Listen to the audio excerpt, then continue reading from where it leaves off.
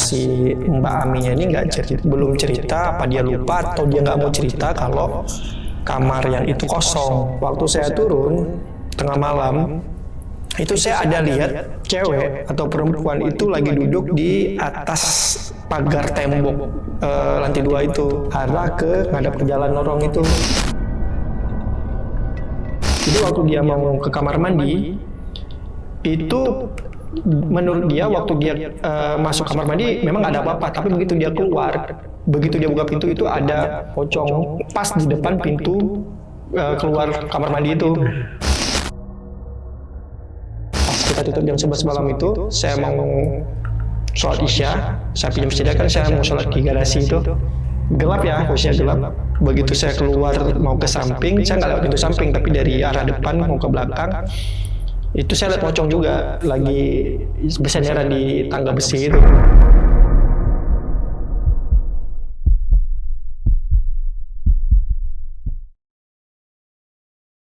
Assalamualaikum warahmatullahi wabarakatuh. Balik lagi di channel Kisah Tengah Malam bareng gua Viko Pugara. Dan malam kali ini seperti biasa gua udah menghadirkan narasumber lagi nih yang bakal menceritakan pengalaman horornya sewaktu beliau membuka usaha laundry di rumahnya. Langsung aja sebelah gua udah ada Bang Riki. Selamat malam Bang Riki. Ya, malam Bang Riki. Sehat Bang Riki? Alhamdulillah. Alhamdulillah. Oke Bang Riki, ini kan mau cerita tentang usaha laundrynya nih Bang Riki ya. Itu di rumah Abang atau rumah siapa nih Bang? Jadi rumahnya ini kebetulan rumah dari tante teman saya yang di luar negeri. Oke. Jadi kita ini memang konsepnya itu memang coba buat seminimalis mungkin. Jadi memang kebetulan ada tempat yang memang bisa dijadikan usaha. Ya udah dia merekomendasikan rumah tantenya itu. Oh, tante temannya berarti nih ya. Oke. Nah ini di daerah mana nih Bang? Di daerah Pelumpung. Pelumpung itu di Jakarta Timur. Oh, Jakarta Timur ya. Di belakang Kejaksaan tuh. Oke. Nah ini waktu buka usaha ini tahun berapa? Tahun kemarin sih 2024 baru. Sekitar bulan Oktober. Oke. Sampai sekarang masih buka? Kita cuma bertahan 2 bulan di sana. Oh, nah 2 bulan doang nih. Iya. Oke. Nah ini abang berarti buka di situ sendiri atau emang sama teman juga yang sama? Untuk yang operasionalnya mereka percayain ke saya. Jadi teman saya ini kan satu di luar negeri, yang satu lagi memang di Jakarta. Tapi dia lebih sibuk dengan kegiatan sehari-harinya kan, kantoran. Jadi mereka mempercayakan dua orang teman saya ini percayakan ke saya untuk operasionalnya. Oh jadi jatuhnya kayak abang disuruh ini udah nih dijalanin. Dijalanin ya. Oke. Dan itu tadi bertahan cuma sampai 2 bulan nih Bang ya? 2 bulan. Itu karena apa nih Bang? Maksudnya apa? Emang karena kehororannya atau ada masalah lain? Salah satunya sih itu. Oke. Faktornya ya. Jadi pekerjaannya ini kayak udah nggak betah ya. Jadi dia bilang daripada saya keluar, mending kita pindah gitu. Oh iya. Oh, tadi kan dapat cerita sedikit nih ya. Itu di atasnya ada kos-kosan. Iya, ada kos-kosan. Oke, ini berarti 2 lantai. Maksudnya kayak ruko tuh gimana tuh? Dia rumah 2 lantai. Tapi kos-kosannya itu cuma terisi 1 kamar sih. Itu juga kamarnya si Mbak yang ngurus tantenya ini. Oh, berarti di atasnya ada kos-kosan. Di bawahnya tempat laundry ini ya? Iya, di garasi. Di garasi. Tapi kosannya banyak atau cuman ada kamar, 3. Oh, 3? 3 kamar aja sih. Oke. Dan diisi cuma 1 lah ya? Oke, berarti emang ini rumah sekaligus tempat usaha ya, ada kosan tapi sama laundry ya Bang? Iya, benar. Dan laundrynya di bawah. Oke, untuk cerita lengkapnya mungkin kita tahan dulu ya Bang ya. Nah, bagi kalian nih yang penasaran dengan ceritanya Bang Riki, simak terus sampai habis, jangan skip. Dan sebelum mulai, seperti biasa gue mau ngingetin nih buat kalian yang pengen bercerita juga seperti Bang Riki di sini, bisa langsung klik link yang ada di deskripsi di bawah ini. Dan satu lagi buat kalian yang udah nonton tapi belum subscribe, langsung aja klik tombol subscribe sekarang agar kita makin semangat memberikan asupan-asupan horor ke kalian. Oke, nggak usah lama-lama lagi, Kisah Tengah Malam dimulai.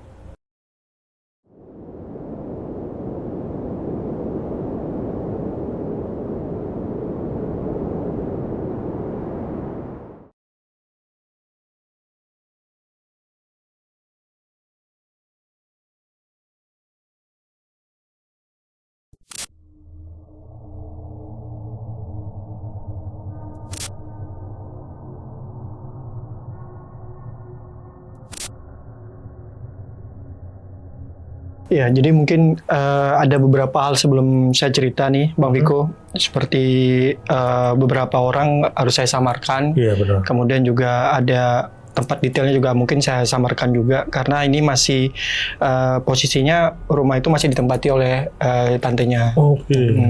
Sebenarnya saya kan ada punya kegiatan di sini. Salah satunya buka cabang usaha laundry saya nih. Nah kebetulan teman saya yang di luar negeri merekomendasikan untuk buka di tempat rumah tantenya di Jakarta Timur di daerah Perumpung. Pada saat itu saya memang belum pernah ke sana sama sekali. Jadi belum tahu rumahnya bagaimana, sampai akhirnya saya waktu saya nyampe ke Jakarta itu saya sempat dikirimi nomor handphone si mbaknya. Nah saya kontak mbaknya itu untuk minta di-share lokasi. Nah jadi saya survei dulu deh sebelum eksekusi alat-alatnya kan. Nah setelah saya berapa hari saya di Jakarta, terus saya ke lokasi dan memang jujur rumahnya itu kawasannya kawasan padat penduduk Bang. Hanya saja untuk akses menuju rumahnya itu dari jalan ya bukan dibilang jalan besar ya, jalan biasa gitu, tapi harus masuk ke lorong. Lorongnya itu cuma muat satu mobil aja sih yang muat. Jadi memang di lorong itu lorong buntu. Ujung di sekitar lorong itu cuma ada sekitar 5 rumah kalau nggak salah saya. Rumah yang kebetulan untuk laundry ini memang pas di belakang ruko yang di depan jalan, di belakangnya. Di sekitar rumah itu juga ada rumah yang dibuka kafe, tapi kafenya itu aktifnya cuma malam hari. Bukanya di jam 8, jam 9 malam gitu. Nah, jadi karena saya berpikir, oh ini tempatnya strategis nih. Ya udahlah, saya okekan ke teman saya yang di luar negeri, oh oke nih, boleh kita buka di sini. Saya juga lihat ke pasarnya juga bagus, seperti itu. Nah, sampailah saya mulai beli semua inventaris barang-barang saya masukin. Itu di bulan Oktober, sekitar tanggal 13 kalau nggak salah saya. 13 Oktober, saya install dan ya jauh sebenarnya beberapa hari sebelum saya masukin barang itu, saya sudah buka open locker lah. Ya, open locker, kemudian ada beberapa yang saya minat, akhirnya saya hubungi. Nah, kebetulan salah satunya karyawan itu adalah si Mbak yang kebetulan tinggal di rumah itu juga. Nah, sedangkan karyawan yang satu lagi dia berasal dari Jawa juga, dari Banyumas. Nah, jadi setelah lengkap lah ya personil, akhirnya kita mulailah soft opening, kita coba nyebarin brosur-brosur kan ke daerah situ. Sampai akhirnya saya itu ketemu dengan tantenya. Mungkin sedikit flashback. Jadi sebelum saya tadi kan saya ceritanya survei dulu. Saya memang udah ketemu sama tantenya welcome. Tapi memang ada sedikit keanehan nih sih Bang, waktu saya masuk ke rumahnya. Jadi rumahnya itu sebenarnya waktu kita masuk ke ruang tamu itu agak pengap dan banyak benda-benda antik di situ. Terus kemudian juga udaranya lembab gitu. Sumpek gitu ya. Sumpek. Jadi saya juga nggak lama, saya cuma perkenalkan diri saja kalau saya itu temannya keponakannya yang di luar negeri. Ya udah saya bicara seperti itu, terus ditanya kapan mulai operasinya, ya udah saya bilang di tanggal 13.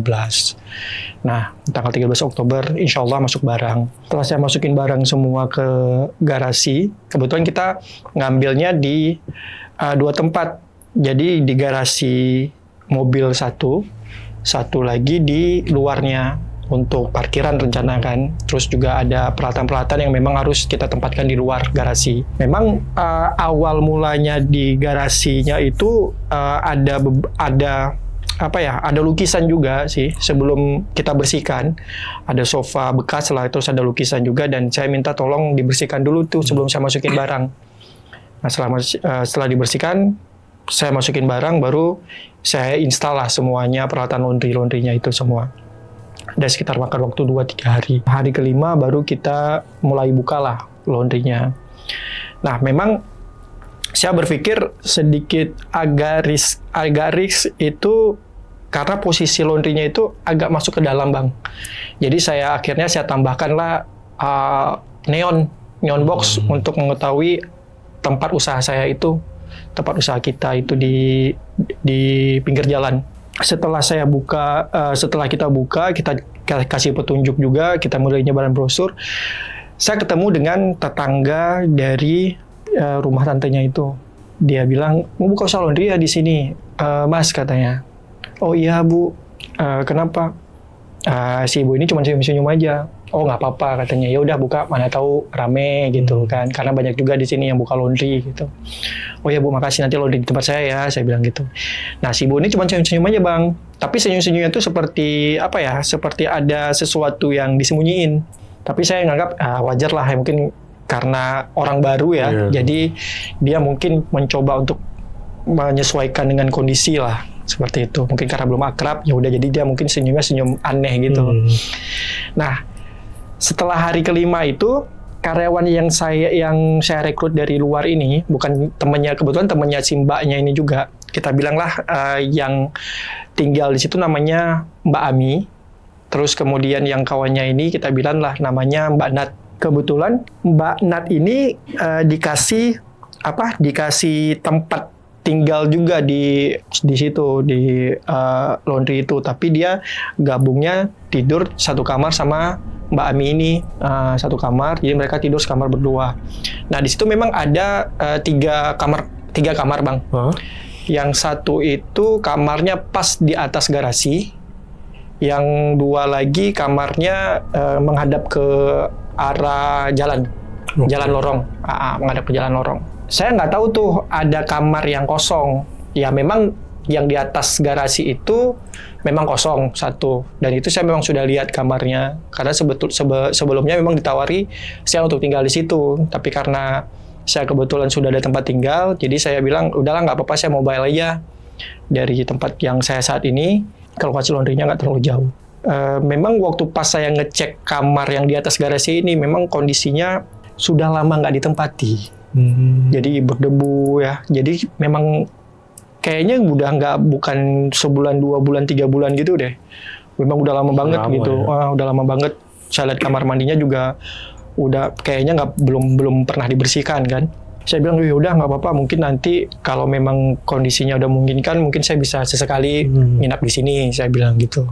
Terus ada kamar lagi di sebelah kamar si mbaknya ini yang ngadep ke jalan lorongnya itu. Saat itu saya belum nanya dan si mbaknya juga enggak bilang kalau ada kamar kosong di situ. Maksudnya selain kamar yang ditunjukin ke saya itu ada kamar yang kosong satu lagi, nggak ada dibilang. Nah sampai ada satu mulai kejadian itu karyawan kita yang namanya Mbak Nat ini, dia itu ngalamin kejadian yang agak seram lah gitu. Jadi dia pertama kali sekitar dia 1 2 minggu dia nginap di situ, dia udah mulai dikasih lihat sosok perempuan. Nah, sosok perempuannya ini kebetulan dia sering berdiri di bawah tangga yang menuju ke arah dalam. Jadi ada tangga khusus memang, tapi harus masuknya dari dalam Bang. Sebenarnya ada tangga juga di luar, tapi kalau untuk si Mbak Nat ini memang akses masuknya karena dia tinggal di situ, dia masuknya melalui dalam. Jadi ada tangga di situ, dia sering lihat ada perempuan tengah malam itu berdiri di bawah tangga. Jadi tangganya itu tangga biasa aja sih, tangga kayak yang di bawah. Jadi seperti itu bentuknya, tapi dia di bawah, di lantai dasarnya. Jadi waktu dia pengen ke bawah gitu mau minum, mau ambil air, dia lihat perempuan di situ berdiri. Nah, yang dia tahu kan di situ nggak ada siapa-siapa lagi ya selain si Mbak Aminya ini sama tantenya. Nah, kalau tantenya juga kondisinya memang udah tua ya, udah tua gitu. Jadi sepertinya nggak mungkin itu tantenya. Jadi begitu dia turun tangga, dia lihat, oh kayaknya bukan ini kan, naik lagi dia. Kejadian itu belum diceritakan ke saya. Nah, dia hanya ceritakan ke temannya. Dia bilang ke Mbak Aminya ini, dia bilang dia pakai bahasa Jawa kan, dia bilang aku ada ngeliat cewek di bawah, siapa ya katanya. Karena Mbak Aminya ini mungkin posisi juga ngantuk kan atau berapa, udah nggak usah dipikirin, perasaan kamu aja itu, udah tidur kata. Jadi kamu ambil air minum, nggak jadi, takut aku kata dia. Ya udah akhirnya tidur. Terus ada beberapa malam lagi Bang, itu jadi kita laundrynya itu buka sampai jam 11 malam. Jadi waktu dia mau udah tutup laundry gitu, udah tutup laundry, dia masuk melalui, jadi di garasinya itu kan ada akses dari dalam ke garasi bang, akses ke dalam ke garasi. Begitu dia mau masuk ke dalam rumah itu, jadi di pintu masuk itu ada guci sih di sampingnya, ada gucinya cukup besar. Jadi ada pria berdiri di situ, ada laki-laki berdiri di situ, bentuknya besar, mandangin dia, kaget teriak gitu kan. Nah, dia teriak, si Mbak Aminya ini kan kebetulan berada di kamarnya si tantenya ini, tante teman saya. Kalau dia keluar kamar, tanya ada apa katanya gitu. Mbak Aminya ini keluar dari dalam menuju pintu garasi itu. Ada apa katanya? Itu kata dia nunjuk. Nah, si Mbak Aminya ini ngelihat nggak ada apa-apa. Belum juga diceritakan ke saya kejadian itu. Nah, pada kejadian ketiga, dia ada ketemu saya nggak tahu tuh hari apa, tapi yang jelas dia bilang ke saya kalau waktu dia mau ke kamar mandi, jadi akses kamar mandinya itu kan ada yang di luar. Rencananya memang kamar mandinya udah kita bersihin bang, yang di luar di bawah tangga itu udah kita bersihin.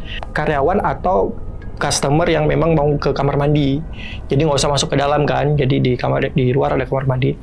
Jadi waktu dia mau ke kamar mandi itu, menurut dia waktu dia masuk kamar mandi memang nggak ada apa-apa, tapi begitu dia keluar, begitu dia buka pintu itu ada pocong pas di depan pintu keluar kamar mandi itu. Dia banting lagi tuh kamar mandi, teriak lagi. Nah, teriak lagi, si Mbak Aminya ini kebetulan kan dia di posisinya di garasi ya. Karena si tantenya ini kan posisinya udah tidur memang, karena udah jam 10-an, hampir jam 11 malam gitulah. Jadi ada apa lagi katanya. Itu di luar ada orang kata dia. Dibuka pintu, nggak ada. Buka pintu kamar mandi kata si Mbak Aminya ini kan. Buka pintu kamar mandi. Orang nggak ada apa-apa kok. Jadi memang di samping pintu akses luar di samping garasi itu memang kan halaman ya Bang Viko. Halaman, terus memang untuk parkir mobil juga sih sebenarnya kan. Hanya saja nggak ada atap. Luarnya itu memang nggak ada akses lampu, memang nggak ada lampu sama sekali. Benar-benar gelap banget. Jadi pun kalau memang ada yang mau naik tangga ke atas kosan itu ya dari sepeda motor. Jadi memang gelap, dan kalaupun hidup ya hidup kamar mandi. Tapi kan memang kamar mandi nggak kita hidupkan lampu, kalau memang ada orang masuk aja kan baru hidupin lampu. Jadi pada saat dia keluar dari kamar mandi, dia ngeliat ya sosok pocong itu. Nah, jadi sampai akhirnya, kejadian ketiga itulah baru diceritain ke saya. Waktu diceritain ke saya kan nggak percaya kan, nggak percaya, mana ada sih, saya bilang gitu, orang rame gini kan, kawasan padat penduduk juga, mana mungkin tuh perasaan kamu aja tuh. Terus saya bilang, ya udah sholat aja kamu katanya. Iya kak, aku ngelihat kata dia, kata si Mbak Natnya ini, aku ngelihat kalau di situ memang ada. Berapa kali aku ngeliat kalau ada aku dikasih lihat kata dia. Emang ngeliat apa aja kamu? Ya udah dia cerita kalau dia ada kasih lihat perempuan, kemudian ada dikasih lihat orang besar tinggi, orang berbadan besar dalam garasi itu di dekat guci. Kemudian ada dikasih lihat pocong di situ kan. Terus saya bilang, kamu jangan buat yang aneh-aneh, saya bilang.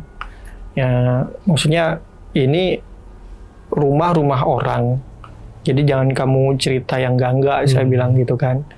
Enggak kak, kalau kakak percaya kakak nginep deh di sini katanya. Enggak saya iakan Bang Viko. Tapi pada saat itu saya langsung pasang CCTV. Nah sebenarnya CCTV ini bukan untuk khusus memantau ada hal-hal yang aneh, enggak. Tapi lebih ke memantau pekerjaan mereka aja sih. Ya. Saya kan nggak 24 jam juga tuh di lokasi itu. Jadi saya bisa mantau dari handphone kan, kondisinya mereka gimana. Jadi kalaupun ada pertanyaan, mereka bisa langsung voice di CCTV-nya langsung seperti itu. Ya udah saya pasang lah. Jadi saya beli CCTV itu 2, saya pasang di dekat meja kasir. Ya, dekat meja kasir di atasnya, sama di dekat pintu masuk yang arah ke rumah. Nah, ada yang dari garasi langsung ke dapur gitu. Saya pasang di situ. Saya berapa hari itu memang saya nggak ada mantau, saya cuma mantaunya di siang aja kan. Nah, waktu saya di apartemen tengah malam saya coba buka lah iseng. Rencananya saya mau ngeliat recording kegiatan di pagi hari. Oh iya. Di pagi hari. Jadi sebelum kita buka CCTV kan nggak langsung ke recording, Bang. Benar. Masih live ya, masih live. Ini CCTV kok bergerak-gerak sendiri. Posisinya kalau ya maaf cakap lah, kalau ada serangga atau kecoa gitu, pasti kelihatan dong terbang ya kan. Nah ini gerak sendiri dia. Jadi CCTV ini kan yang dari pintu masuk arah ke dalam sama yang di dekat meja kasir itu kan saling berhadapan. Nah yang anehnya CCTV yang di pintu kasir itu dia cuman ngedipin lampu aja, lampu penerangan itu, lampu infrared ya kayaknya. Jadi tek cahaya gitu, tek. Nah sedangkan CCTV yang di belakang, yang di pintu masuk itu ke arah dapur itu mutar, dia nggak ada ngidupin lampu, jadi cuma mutar aja, mutar. Saya masih berpikiran positif kalau itu serangga, nyamuk atau ya kayak serangga-serangga yang terbang itulah ya, serangga-serangga terbang itu. Nah saya masih berpikir positif seperti itu. Nah sampai saya nanya paginya, saya belum ke sana, saya konfirmasi. Semalam ada ke garasi, ada ke tempat laundry. Nggak ada, Mas, kata si Mbak Aminya ini. Kenapa? Oh, nggak apa-apa. Maksudnya saya lihat CCTV-nya kok sering gerak aja terus gitu kan. Mungkin apakah ada serangga atau ada binatang apa gitu. Kalau ada tikus gimana kan, kalau CCTV kan kalau ada benda yang bergerak kan dia langsung ngedetect, Bang. Jadi saya kira kalau memang ada tikus ya tolong coba dilihat-lihat, karena itu kan selang laundry itu kan paling fatal kan, kabel-kabel itu kalau udah tikus kan pasti digigit, apalagi ada baju-baju pelanggan di situ. Nggak ada tikus di sini, Mas, kata si Mbak Aminya ini, nggak ada tikus di sini. Ya udah dicoba aja dicek lagi gitu, saya bilang, karena kan laundry-nya ini kan ada pintu keluar di samping itu yang menuju ke halaman garasi, Bang. Mungkin masuknya dari situ ya, kita nggak tahu kan, karena agak dibilang kumuh sih nggak kumuh, agak berantakan lah saya bilang gitu, ada genteng-genteng juga, mungkin dari situ. Nah sampai akhirnya Mbak Aminya ini sama si Mbak Nat ini pagi-pagi dia lihat kan, nggak ada apa-apa, maksudnya ya selangnya aman, nggak ada yang digigit tikus, nggak ada yang pokoknya nggak ada yang rusak lah kabelnya gitu.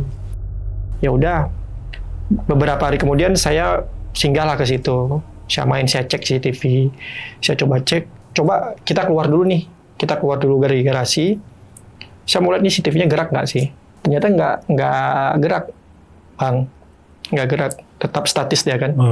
Sampai kita masuk, baru di situ CCTV-nya gerak. Oh berarti ini memang nggak detect karena ada orang kan. Oh ya udahlah, saya masih berpikiran ini mungkin gerak karena ada suara. Karena kan yang saya baca di situ di CCTV-nya itu kan ada, maksudnya kalau suara dia juga bisa ngedetect. Oh berarti aman nih. Nah akhirnya saya di situ sampai jam berapa ya, 7:30 apa jam 8 malam gitu. Saya balik ke apartemen tidur, saya kan istirahat. Nah tengah malam terbangun, saya coba cek lagi CCTV. Gitu lagi gerak, Bang. Nah kali ini yang di depan, yang CCTV yang di depan dekat meja kasir itu tidak ada. Kemarin kan yang saya lihat kan itu lampunya hidup mati. Ini enggak statis saja, tapi yang di dekat pintu dapur ini itu gerak sampai mentok ke arah pintu yang menghubungkan garasi, pintu samping yang menghubungkan pintu garasi sama pintu luar yang arah ke kamar mandi luar ya, mentok di situ. Habis itu ada, saya lihat kayak bayangan hitam lewat di CCTV infrared ya. Zit, saya kira apa sih ini kan, saya bilang kan, saya record lagi jelas gitu. Ya udah, sampai akhirnya penasaran kan saya kan, apa ya, saya bilang gitu. Besok paginya saya telepon tuh si Mbak Ami, karena dia yang bertanggung jawab di situ kan, dia yang lebih mengenal daerah situ, kondisi rumahnya.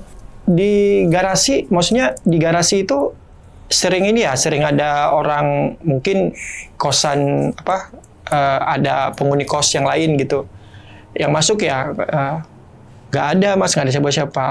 Oh kenapa ya mas, kata dia gitu. Nggak, soalnya semalam si TV yang di dekat pintu masuk itu bergerak lagi, tapi ngarahin ke pintu samping. Mungkin kan ada orang yang mencoba nyongkel pintu kan, tapi dibilang nyongkel nggak mungkin juga sih bang, karena memang ada jeruji, ada pintu jeruji juga kan. Jadi kemungkinan untuk masuk kecil sekali. Akhirnya saya bilang, Mbak, kayaknya saya boleh deh nginap di sini. Kan, maksudnya ya mau lihat kondisi malam gimana, karena kan selama ini saya cuma ngelihat malam akses CCTV-nya itu kan tidak bisa lihat ke arah jalan bang, arah jalan masuk lorong. Jadi saya nggak tahu tuh pelanggannya rame atau enggak, sepi atau enggak. Jadi ya udah saya nginap lah di situ. Kebetulan ada dikasih kamar yang ditawarin ke saya yang di atas garasi itu. Saya nginap. Tempat tidur seadanya, ya sampai akhirnya nggak ngalamin apa-apa kejadian itu. Malamnya saya mantau CCTV juga, aman. Saya bilang nggak ada, ya udah berarti mungkin perasaan saya aja kan, atau cuman ada benda asing ataupun apa lewat gitu. Selang berapa hari saya nginap lagi. Di malam kedua ya kalau nggak salah sih di malam kedua apa malam ketiga gitu, saya lupa pastinya. Jadi saya mau ke bawah, mau ambil air minum di dapur. Saya turun ke bawah. Kan saya tadi ada bilang ke Bang Viko kalau ada 2 kamar yang menghadap ke arah jalan lorong. Nah, satunya kamar si Mbak yang pas kita turun tangga, kamar si Mbak Aminya itu sama si Mbak Nat. Satu lagi ada kamar. Nah, si Mbak Aminya ini belum cerita, apa dia lupa atau dia nggak mau cerita kalau kamar yang itu kosong. Waktu saya turun tengah malam, itu saya ada lihat cewek atau perempuan itu lagi duduk di atas pagar tembok lantai 2 itu, arah ke ngadap ke jalan lorong itu. Bajunya kayak pakai baju daster sih, bukan putih ya, mungkin pakai baju daster gitu.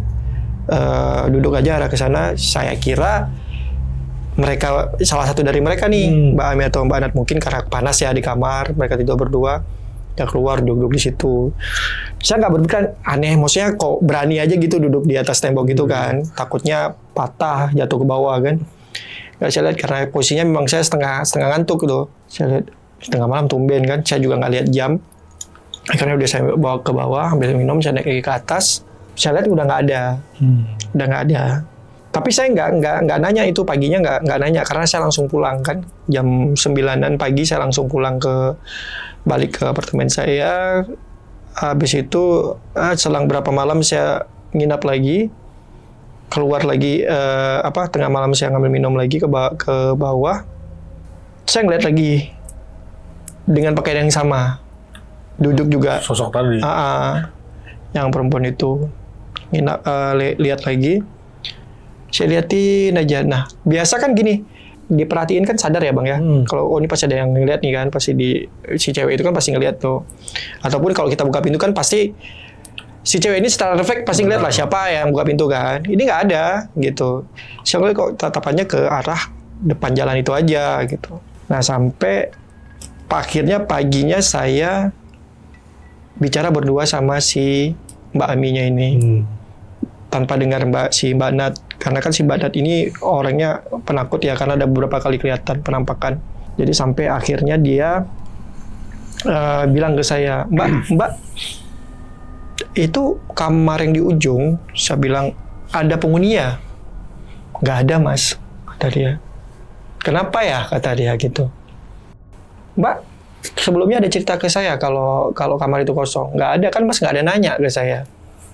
Oh, kenapa ya mas? Katanya, enggak, saya udah 2 kali nginap di sini.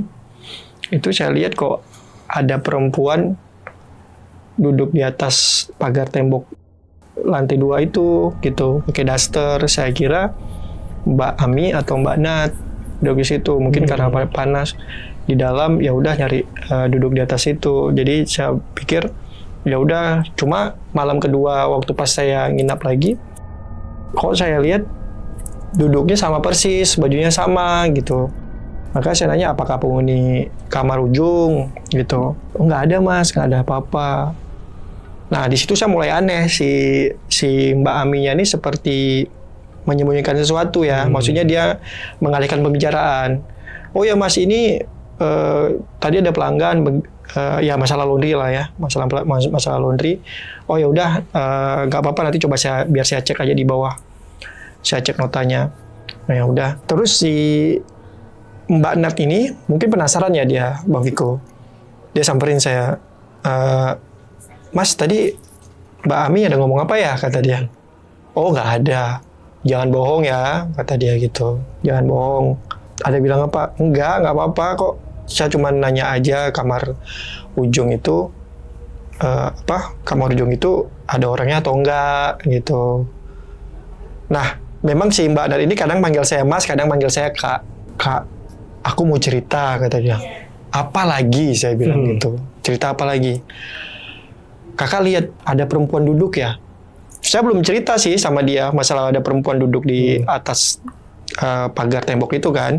Kok kamu tahu kan saya belum cerita. Mbak Ami cerita ya? Enggak ada. Mbak Ami nggak ada cerita apa-apa ke saya, kata dia gitu. Soalnya aku ngeliat juga Kak, dari pas malam pertama aku nginap di sini, udah bermalam di sini, aku selalu ngeliat gitu, kata dia. Makanya aku sekarang kalau mau tidur, air minum itu ya udah dia stok, dia bawa ke kamar jadi supaya dia jangan turun. Nah, jadi kalau kebetulan kamar mandi mereka ini harus turun ke bawah. Jadi kalau kamu pengen buang air kecil gimana, kata. Ya udah aku tahan Kak sampai subuh gitu. Aku tahan katanya gitu. Memang udah sering kamu lihat, nggak ada beberapa kali. Terus aku dengar juga di koridor kamar si mereka ini sama kamar yang kosong ini, itu sering ada lari-lari anak kecil. Oh iya, kakak kan bener kan sekarang udah dengar, maksudnya udah ngeliat sendiri kan, jadi aku nggak bohong, kata dia gitu. Iya sih, ya, saya bilang gitu. CCTV-nya semalam ini ya, muter-muter ya Kak, dia bilang kayak gitu kan. Kok tahu? Saya bilang, enggak, aku cuma nebak aja, soalnya kakak kan udah berapa kali nanya ke Mbak Ami, itu ada orang lewat, kemudian apa ada yang di kosan, kayak gitu, selain kita. Atau kunci pintunya belum dikunci. Emang kenapa? Soalnya aku pernah ngelihat beberapa hari dia tinggal di situ, waktu pas jam 11 malam dia mau nutup laundry, dia ngelihat ada laki-laki berdiri di pintu arah ke dalam. Dia bilang gitu. Oh, makin penasaran saya, Bang Viko. Makin penasaran. Cuma kan saya harus balik lagi kan. Saya balik lagi ke tempat tinggal saya. Malamnya coba baru saya ngedetek, bukan ngedetek sih. Baru saya jam 12. Pokoknya dari jam 12 dari jam 11 mereka tutup sampai jam 2 pagi apa jam setengah 3 pagi itu, di hari itu saya memang saya hidupin aja CCTV live-nya. Live-nya saya mau lihat bener-bener nih. Saya mulai bener-bener nggak nih saya. Nah, sampailah kejadian yang memang pas saya bukan begadang sih, tidur agak larut malam itu, mulai lagi tuh CCTV yang di dekat meja kasir berkedip-kedip tuh lampunya tek gitu. Nah, yang di dapur tuh mulai lagi tuh mutar lagi. Nah, pada saat itu ya, pada yang saya perhatiin live itu, dia udah nggak mutar lagi di sebelah kiri menuju pintu masuk. Dia udah ke kanan, ke arah pintu masuk ke dapur. Udah putar ke kanan, ke bawah gitu. Nah, disitulah saya ngelihat, saya nggak bisa bilang bayangan, tapi memang posisinya hitam gitu. Karena di CCTV ya gelap, tapi kelihatan memang bayangan lurus gitu aja, hitam.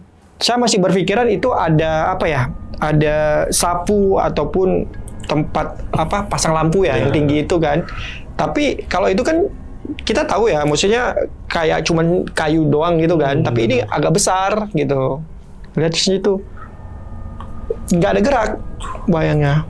Di situ saya perhatiin aja kan, Habis itu CCTV-nya mutar ke kiri, lampunya itu mulai tetap berkedip, tapi udah nggak kayak lampu tembak lagi, tek nggak ya, tek baru mati. Nah, CCTV-nya mutar lagi tuh ke arah yang bayangan tadi, itu nggak ada lagi. saya masih bertanya-tanya ya, ini kok aneh gitu kan. Akhirnya saya seminggu hampir 2 minggu itu saya maksudnya nggak tidur di lokasi lagi kan, di tempat laundry. Saya cuma dengar cerita aja sampai akhirnya Mbak Nat ini dia bilang ke saya kalau, Kak, kayaknya aku nggak tahan deh di sini, katanya. Aku mau resign aja, kata dia kayak gitu. Gara-gara apa? Itu, Kak, aku sering dinampakin terus gitu kan. Terus akhirnya saya telepon lah si Mbak Aminya ini. Mbak, coba jawab jujur deh kan. Sebenarnya garasi ini sebenarnya tempat apa dulu, saya bilang gitu kan. Terus kok si Mbak Nat sering dinampakin.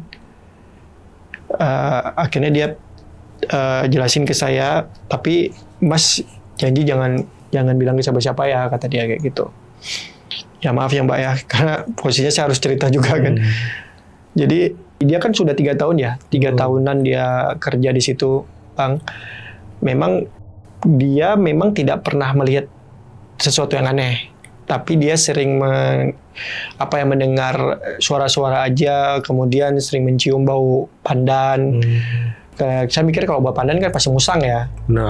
Musang. Terus kalau dengar suara-suara itu kan, karena itu kan kawasan padat penduduk, ya pasti ada ya, kita nggak tahu kan, apalagi tengah malam gitu kan pasti ada suara-suara orang putar musik lah ataupun apa kan, gitar-gitaran.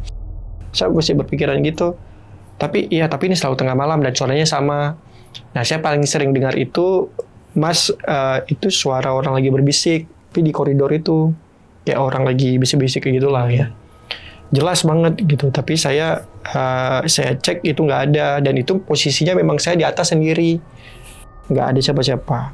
Ya udah, ini si tante pernah ini nggak pernah ngalamin hal-hal yang aneh nggak? Saya bilang, maksudnya pernah cerita ke mbaknya nggak? Ada, maksudnya dia kasih peringatan, oh kamu tuh nggak boleh begini, nggak boleh lewat di sini gitu. Nggak ada Mas gitu. Terus saya berpikiran kan, ada yang aneh nggak Mbak sebenarnya? Jawab jujur aja, saya bilang gitu. Sebenarnya Ibu, ada beberapa hal yang saya nggak boleh lakuin di situ. Contoh, misalnya saya nggak boleh menggeser keramik. Bukan keramik, guci keramik. Jadi memang di ruang tamu itu Bang cukup banyak guci Bang. Besar-besar banget. Dan ada yang hampir sedada saya besar. Dan itu memang nggak boleh dibersihkan. Ya paling kalau, maksudnya nggak boleh dilap. Paling cuman kalau ada laba-laba yang di lubangnya itu aja yang dibersihin. Tapi nggak boleh dipindahin, tetap di posisinya di situ. Dan bahkan rumahnya sendiri pun itu nggak boleh maksudnya nggak boleh dibersihin banget. Cuman kalau mau nyapu ya nyapu. Tapi memang kalau waktu saya masuk gitu, baunya udah aneh kan, baunya udah nggak sedap. Tapi si tante nggak apa-apa kan, nggak. Nah, cuma ada hal-hal yang aneh sih, Bang Viko ya. Jadi tantenya ini agak nggak suka ngelihat laki-laki. Cuma yang anehnya waktu saya datang pertama kali, dia ya menerima, maksudnya welcome gitu, ramah. Tapi pada saat saya nginap, kemudian saya nggak masuk ke dalam ya, saya hanya di garasi itu aja duduk, ngeliat orang ini kerja. Kok dia nanya kedua karyawan ini kan, dia nanya ke mereka, itu mau jam berapa pulang? Si Mbak Aminya ini bilang, saya, Mas jangan tersinggung ya, karena si ibu nanya begitu. Hah? Maksudnya gimana ya Mbak? Enggak, dia nanya, Mas Riki jam berapa pulang? Nadanya gimana? Terus si Mbak Nat ini kan, nadanya kayak marah, katanya gitu. Nah di situ kan saya mulai aneh kan, mulai aneh. Ya udah deh, akhirnya saya pikir panjang itu Bang. Pikir panjang karena posisinya udah nggak bener nih. Pas kita mau pindah itu memang saya sempat dipanggil lagi tuh sama ibu-ibu yang tadi saya bilang, yang di depan rumah si tempat saya usaha laundry ini. Saya dipanggil, Mas, ya Bu, saya bilang gitu. Gimana? Alhamdulillah Bu, lancar. Nggak ada yang aneh-aneh kan, kata dia gitu. Maksudnya gimana ya Bu, katanya. Dia bilangnya gini, Udah tahu kan? Dia bilang gitu. Tahu apa ya Bu? Iya pokoknya udah tahu kan, kata gitu. Nah ternyata si Mbak Nat ini sempat cerita ke si ibu itu. Dia bilang kalau saya ada pernah ngelihat si cewek ini duduk di atas tembok itu kan. Maksudnya gimana? Iya saya sih hampir tiap malam kok ngelihat. Hampir tiap malam. Maksudnya hampir tiap malam artinya kalau dia tengah malam buka pintu itu pasti ada. Pasti ada. Pasti ada yang ngelihat si perempuan itu. Ya cuma saya nggak mau, maksudnya dia nggak mau ikut campur ya. Maksudnya ya udah, dia nggak mau cerita yang aneh-aneh gitu. Sampai akhirnya saya ngambil keputusan, saya harus ngubungin nih teman saya nih yang di luar negeri. Tapi saya nggak cerita itunya. Saya cuma cerita kayaknya aku nggak nyaman lagi deh maksudnya ngecek ke situ. Kenapa bang? Kata dia. Ya udah saya ceritalah untuk masalah yang lain kan. Masalah yang saya selalu ditanya nggak boleh lama-lama di situ gitu. Oh ya udah si teman saya ini minta maaf. Ya udah bang, gue minta maaf nih kalau seandainya lo tersinggung. Oh enggak masalah. Maksudnya agak nggak mungkin juga kan kalau seandainya lo suruh ngecek tapi dari si yang punya rumah juga nggak mengizinkan gitu. Tapi sebenarnya kita tetap bayar bro bang. Kita udah bayar 2 bulan itu. Kita udah bayar 2 bulan untuk garasi sama halaman terasnya di samping garasi itu udah kita bayar. Ya udah kita harus bertahan kan selama 2 bulan itu. Jadi saya nggak cerita hal-hal yang lain. Ada saya cerita sekali. Tapi si teman saya ini kayak skeptis gitu. Karena mungkin dia udah tinggal di luar lama ya. Jadi dia nggak terlalu percaya gitu. Cuman dia memang bilang kalau si tantenya ini agak aneh memang. Tantenya ini agak aneh dan dia paling komunikasi cuman via by phone aja. Jarang dia ke rumah si tantenya ini. Ya udah saya bilang mungkin dia kangen sama lu nggak pernah ke rumahnya gitu.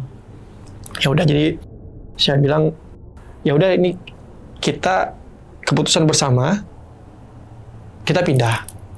Yang pertama memang posisinya sebenarnya itu padat penduduk bagus ya kalau jangka waktu yang lama. Tapi kalau namanya kita punya usaha kan kita harus ada hitung-hitungan juga kan. Pemasukan, pengeluaran. Nah ini pengeluarannya kok lebih besar nih. Kita kan harus gaji karyawan, kita harus bayar ini, bayar itu. Tapi pemasukannya nggak seimbang. Jadi akhirnya saya putuskan karena mereka percaya ke saya, udah saya putuskan kita pindah tanpa saya cerita hal-hal yang aneh dari situ. Nah usut punya usut ternyata dulunya itu memang rumahnya itu taman bang. Taman. Oh. Jadi di sekitar itu memang taman. Jadi 5 rumah tuh nggak ada, jadi taman bermain gitu. Di taman itu ada satu rumah yang si laundry-nya ini. Kecil, tapi akhirnya dibeli sama tantenya, dibuat besar dan dibuat kos-kosan di situ. Dan si mbaknya sempat bilang memang di kamar si ibunya ini itu ada lukisan Nyi Roro Kidul besar banget pas di belakang ranjangnya di dinding. Jadi makanya dia bilang kemungkinan ya Mas, ibu sering banyak peliharaan, maksudnya gambar-gambar seperti itu. Terus kemudian guci-guci juga, saya juga nggak pernah diizinkan untuk dipindahin. Kamar harus harus ya sapu aja, nggak usah dipel gitu. Palingan kalau yang udah bau-bau, baru saya izin cuci. Itu juga harus kasih penjelasan ke si ibu. Jadi memang ibunya ini memang udah sangat berumur ya bang ya, udah 70-an kalau nggak salah saya. 70-an gitu. Jadi harus kalau kata si mbaknya ini sih ada penyempitan di kepala pembuluh darah ya.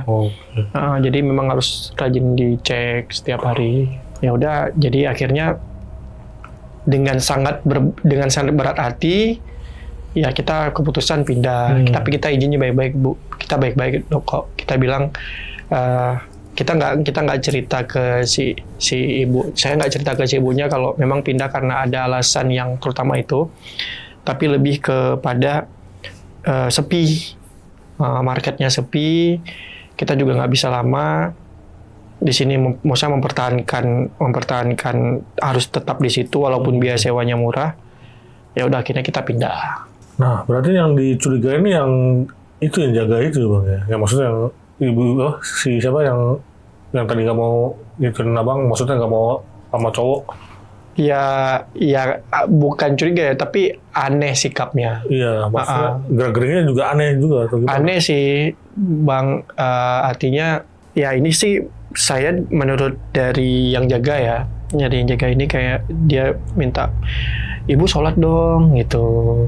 Nggak mau, gitu kan. Terus ngaji, kalau si mbaknya ngaji, si ibunya sering bilang, aduh jangan ribut deh kamu, gitu. Tapi dia tinggal di situ kan? Si mbaknya? Iya. Si mbaknya udah resign sih. Udah resign? Udah resign. Enggak, tadi yang ini yang aneh? Masih di situ. Dan saya dengar juga kosan yang kosong itu udah terisi. Udah terisi, udah 2. Satu keluarga kecil, satu lagi memang orang pekerja kantoran, gitu. Maka sempat dibilang sayang banget ya kalau pindah. Maksudnya rame. Kan ada anak kos gitu kan, bisa ngelondri tempat kita. Tapi saya bilang udahlah, dan memang keputusan daripada ada hal lagi. Saya takutnya membahayakan karena memang ada kejadian juga sih Bang, tukang memperbaiki tangga dari luar itu menuju ke atas. Itu pernah dinasihatin sama si Mbak Aminya ini. Dia bilang, Mas, kalau seandainya memang mau naik sekalian. Kalau mau turun sekalian, jangan berdiri di tengah-tengah. Nah, kenapa? Kata, nggak apa-apa. Jangan berdiri di tengah-tengah. Ternyata si tukangnya ini nggak peduli. Jatuhlah dia dari tangga. Jatuh dari tangga, terus dia bilang, Mbak, saya nggak masuk lagi ya, katanya. Saya jatuh dari tangga, kayak ada yang dorong saya gitu. Dia bilang gitu. Oh ya udah gitu. Karena bukan sekali 2 kali sih, ada beberapa juga yang sebelumnya kejadiannya gitu juga. Gitu Bang. Tapi ada kemungkinan nggak Bang kalau dia tuh melihara kayak sesuatu gitu Bang di situ orang? Mungkin ya Bang ya. Mungkin ya. Karena kan dengan kondisi yang pajangannya banyak, terus ada lukisan-lukisan gitu kan, ya bukan nggak mungkin ya, memang ada gitu. Dan memang yang anehnya juga kan, kalau katanya nggak boleh digerakin ya, nggak boleh dipindahin. Entah alasannya karena takut jatuh mungkin apa? Iya mungkin gitu. Ya tadi mungkin antara takut pecah atau emang ada sesuatu gitu Bang ya di guci-gucinya itu Bang. Berarti dia kayak dia kayak suka-suka barang-barang antik kali Bang ya, bisa dibilang ya. Dan saya pernah dapat record dari CCTV, itu tengah malam itu mesinnya hidup sendiri Bang. Mesin cuci hidup sendiri. Ya mesin ini kan ya memang digital ya, tapi kan tetap harus dihidupkan on off ya. Jadi gini, CCTV itu kan ada audio. Ada audio juga kan, bisa ngomong. Jadi saya lihat itu nyala sendiri, terus berputar sendiri. Kacau. Berputar sendiri itu. Dibilang error juga kan nggak mungkin Bang. Mesin baru ya. Mungkin baru banget. Tapi di CCTV nggak kelihatan apa-apa tuh. Nggak ada. Satu mesin cuci itu yang di dekat pintu samping yang arah ke luar garasi. Pintu samping garasi itu. Gila juga. Terus ada juga saya kejadian pas kita tutup jam 11 malam itu, saya mau sholat Isya, saya pinjam sejadah kan, saya mau sholat di garasi itu. Gelap ya, posisinya gelap. Begitu saya keluar mau ke samping, saya nggak lewat pintu samping, tapi dari arah depan mau ke belakang, itu saya lihat pocong juga lagi bersenderan di tangga besi itu. Tapi pernah nanya nggak ke dia kalau kenapa nih ada sosok pocong terus di sini? Pernah nanya nggak abang ke sama si mbaknya? Iya. Nggak pernah. Nggak ada. Saya pernah cerita tapi nggak ada saya tanya. Pernah lihat juga? Pernah lihat juga. Soalnya kan berarti 2 orang kan, sama si Mbak Nat ini sama saya juga.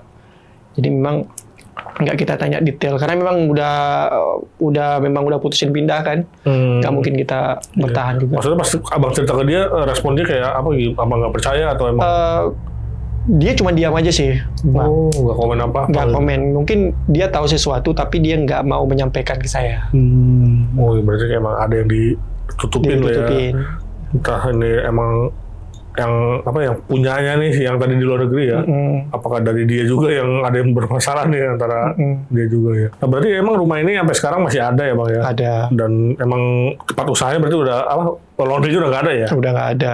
Dia cuma fokus ke kos-kosan ini ya? Kos-kosan ya. Berarti jaga siapa disuruh? Sekarang ada pengganti si mbaknya sih. Pengganti si mbaknya, tapi dia nggak, si mbaknya itu udah dibuatin kamar di dekat tangga bawah. Dekatnya tangga yang saya bilang ada penampakan cewek itu. Nah, di situ ada dibuat kamar. Jadi kamar yang 2 biji di atas, kan 3 kamar ya. Yang di atas garasi itu saya nggak tahu informasi, tapi yang saya tahu yang 2 kamar bekas kamar si mbaknya ini sama yang kamar ujung itu udah diisi. Yang satu aja belum. Berarti ini emang udah rekrut orang lagi deh buat jaga situ ya. Iya. Bukan yang lama kan? Bukan yang lama. Tapi kalau untuk si yang punya rumah nih yang di luar negeri, yang bude tantenya nih ya, pernah datang lagi nggak dia ke situ sih, ngecek atau apa gimana gitu? Jarang banget sih, Bang. Soalnya kan si teman saya ini termasuk jarang banget pulang ke Indo. Jadi pun saya komunikasi sama dia hanya via WhatsApp aja. Sesekali. Berarti emang mungkin udah nggak mau balik atau gimana ya kan? Dia memang udah udah mau balik sih kayaknya. Oke. Tapi untuk sosoknya tadi yang perempuan ini nih, Bang, itu kayak wujudnya kayak biasa atau maksudnya kayak orang biasa atau? Aduh, gelap ya, Bang ya. Tapi jelas memang bentuknya memang perempuan, tapi pakai daster. Jadi kakinya tuh kan ini kita bilang lah ini nggak ada sandaran ya. Jadi duduknya kayak gini, tinggal gini-gini aja. Kakinya di tangganya, di temboknya itu. Goyang-goyangin kaki aja. Tapi kalau untuk si sosok cewek ini nggak ada cerita dari si yang penjaga ini ya? Maksudnya bekas apa dulu gini-gini? Nggak ada ya? Waduh. Dan parahnya lagi tadi emang ada sosok pocong juga ya, Bang? Iya. Dan memang memang nggak ada, saya dapat informasi juga dari tetangga dari depan itu. Ya emang nggak ada kejadian yang aneh-aneh. Mungkin ya karena posisinya itu tadi ya, karena ada banyak barang-barang antik. Kemudian yang kedua itu kan kosannya udah lama nggak ditempatin. Oh iya, bisa jadi sih. Karena emang kalau barang-barang antik ya emang biasanya ya ada yang nempel, kita nggak tahu ya. Karena kan emang dari zaman dulu mungkin dari zaman kapan, dan emang selalu pasti ada isinya lah kalau kita bilang mah. Pasti ada, cuman kan nggak tahu nih isinya apakah baik atau gimana ya kan. Dan bahkan malah sekarang apa ya diteror-teror begitu. Tapi untuk kan abang udah nggak ini ya, maksudnya udah pindah. Pernah dapat info kalau barang-barang antiknya itu masih ada di situ juga? Masih ada. Tapi abang nggak kenal sama yang penggantinya yang sekarang ini ya? Belum pernah ketemu sih, Bang. Belum pernah ketemu ya? Belum. Maksudnya barangkali ketemu nanya gitu, pernah ada gini-gini lagi nggak? Gini? Belum, karena habis pindah itu saya udah nggak pernah lagi datang ke situ. Udah lost contact kan juga lah ya. Oke. Dan tadi juga anehnya katanya kan benci sama ini ya, cowok tadi. Iya. Tapi kenapa malah nyarinya yang cowok gitu, pegawai situnya gitu. Tapi nggak ada alasan apapun dia, maksudnya kenapa dia bisa nggak mau ada cowok? Bisa benci sama cowok ya. Ya kalau menurut si mbaknya ini sih katanya dulunya beliau ini pernah disakitin. Wah, gara-gara gitu. Pernah disakitin sama cowok. Waduh. Dulunya. Tapi entah iya entah enggak, saya kurang tahu. Tapi masa segitu benci iya sih ya kan? Masa kalau dibenci sama mungkin mantan atau apa, masa keimbasnya ke semua cowok. Mungkin karena juga beliau itu udah sangat tua ya, jadi mungkin pikirannya udah lupa. Ya saya maklum aja sih. Iya sih, kalau emang biasanya kalau emang orang udah yang berumur atau apa, pemikirannya balik kayak kekanak-kanakan atau kadang-kadang kayak apa ya, gimana ya, entah ngeselin atau gimana kalau kayak gini biasanya. Tapi memang di lokasi rumah itu memang nggak ada penerangan sih, Bang. Penerangannya cuma dari teras rumah aja. Teras rumah. Nah, di ujung ada, saya lupa, entah ada entah enggak, di ujung jalan kan buntu dia ya. Di depan rumah itu memang buntunya itu, tapi bukan buntu gimana, buntu karena rumah. Saya lupa apakah ada penerangan di situ, tapi setahu saya ada tapi nggak gitu terang banget. Yang setahu saya yang terang itu di pinggir jalan menuju masuk ke lorongnya itu. Tapi maksudnya kenapa emang nggak dibikin terang, emang sengaja atau gimana itu? Nah itu yang saya nggak tahu dan apa mungkin agak nggak mau cari tahu juga sih Bang. Atau mungkin dia sebenarnya pengen masang lampu, cuma kan nggak ada orang atau gimana? Mungkin. Ya kan, bisa. Oke. Bisa jadi ya entah ada gimana kita nggak mau ini dulu lah, nggak mau nuduh. Iya. Takutnya kita salah, benar-benar. Dan sekali lagi tadi kita nggak nyebutin tempatnya ya, di mana nama-nama orangnya, itu semua udah disamarin Iya. demi menjaga privasi lah ya, karena emang masih ini loh, masih ada inian lah ya. Dan saya juga kan menjaga hubungan baik aja. Benar. Tapi untuk mungkin kalau di video ini tayang, tahu nggak dia kira-kira nih? Nggak tahu sih kan, kayaknya dia juga nggak mau tahu sih. Iya sih. Dia juga kayak nggak mungkin nonton begini kan. Iya. Oke. Nah untuk tadi kan CCTV-nya banyak ini Bang, kayak rekam-rekaman mungkin ya. Nah itu Abang mesti nyimpan nggak tuh? Nah jadi gini Bang, CCTV saya ini kan memang ada 2 ya. Oke. Di yang bekas yang di laundry yang lama. Nah, waktu saya ngedetect di tempat yang baru, yang sekarang ini itu udah nggak kebaca lagi wifi-nya, tapi memorinya masih ada. Yeah. Nanti kalaupun memang setahu saya ada satu yang memang udah korup. Korup memang udah nggak bisa diakses lagi. Tapi yang satu lagi yang masih ada di dalam CCTV saya belum cek. Saya belum cek karena kan lumayan juga kan itu rekodnya sebulan. Yeah, sebulan nanti ditimpa. Ya mudah-mudahan saja sih masih bisa nampil ya, dan nggak korup, jadi saya masih bisa kasih evidence-nya gitu. Ya, barangkali masih ada bisa ya. Jadi kita bisa ini juga maksudnya lihatlah ada apa juga ya kan, kejadian barangkali ada yang kerekam, kita kan nggak tahu ya. Oke, terima kasih banyak nih Bang Riki. Ya, makasih Bang Viko. Berbagi kisahnya yang sangat luar biasa. Bagaimana pendapat kalian? Tulis di kolom komentar. Dan seperti biasa sebelum closing, aku mengingat nih, buat kalian yang pengen bercerita juga seperti Bang Riki di sini, bisa langsung klik link yang ada di deskripsi di bawah ini. Oke, segitu dulu. Gue Viko pamit undur diri dan Bang Riki juga pamit undur diri. Wassalamualaikum warahmatullahi wabarakatuh.